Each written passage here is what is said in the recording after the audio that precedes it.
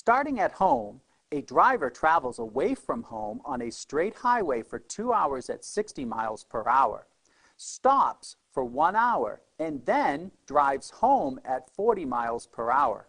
Sketch a graph that shows the distance between the driver and home. So the important information: he drives for 2 hours at 60 miles per hour, stops for 1 hour, and then drives home at 40 miles per hour.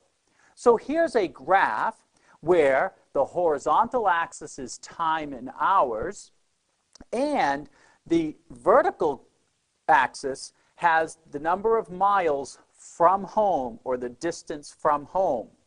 What we have is driving 2 hours at 60 miles per hour. So after the first hour, he would be 60 miles from home, and after the second hour, he would be 120 miles per home.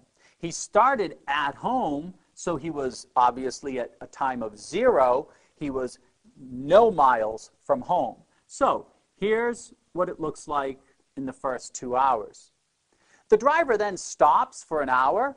So from 2 o'clock to 3 o'clock, he stays the same exact distance from home, which is the 120 miles. Now he begins to, or she begins to, whichever it happens to be, drive home at 40 miles per hour. Well, that's at 3 o'clock that the person starts home.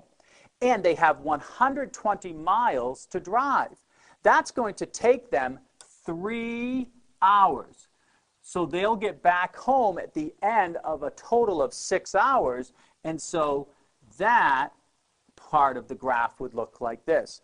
Notice that this line is a little bit steeper than the return home. And that's because the rate at which the person is driving here is 60 miles per hour, and the rate driving back home is 40 miles per hour.